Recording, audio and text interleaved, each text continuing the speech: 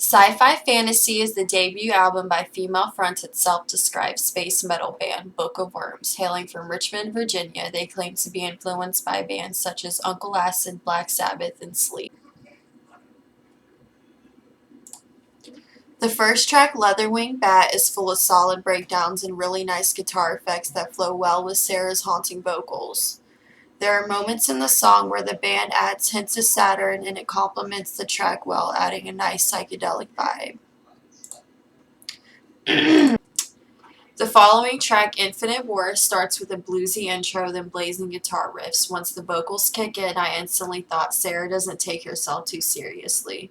She actually says in the track, I am the walrus, and in my head I throw back, cuckoo, cuckoo, bitch.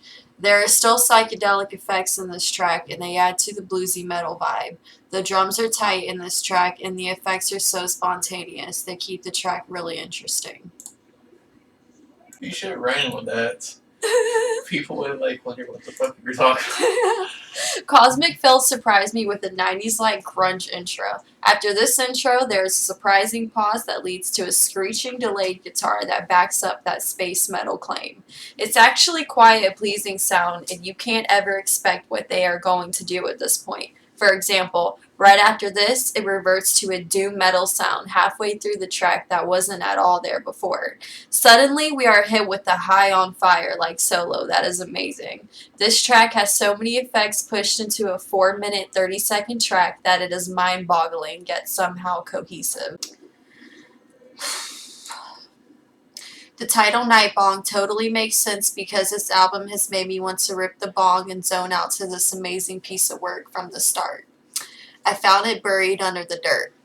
This song is the most pure doom metal track on the album. It is honestly a nice change of pace from the jam-packed effect-heavy song Cosmic Filth, which is amazing in its own right. Nightbong does have an unexpected quiet interlude, and it reminds me of Morphine's Angels and Coming to Terms with Life and Death. Lyrically, this is a deep song.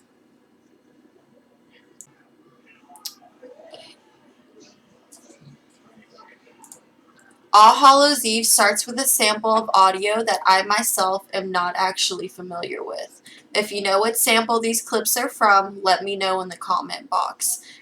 This is their most mellow track that puts you in a trance-like state. The drums carry a nice rhythm throughout the track, and there is some doom metal guitar in between the extremely mellow aspects. The outro has a nice guitar solo and breakdown. By far their most progressive metal song off this album, it is full of drum rolls.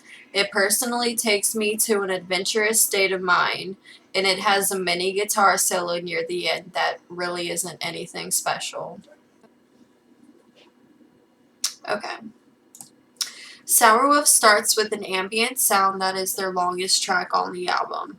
Right after the ambient section, a very obvious Black Sabbath influence comes into play. Sarah even has a very Aussie-like tone that was not in the rest of the album.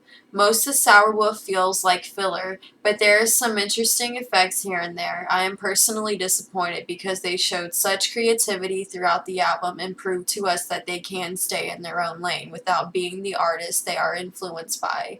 These last 3 tracks are my least favorite because they showed so much potential to be their own. I'm gonna give this album a 7. A solid 7. It's worth listening to. Check them out.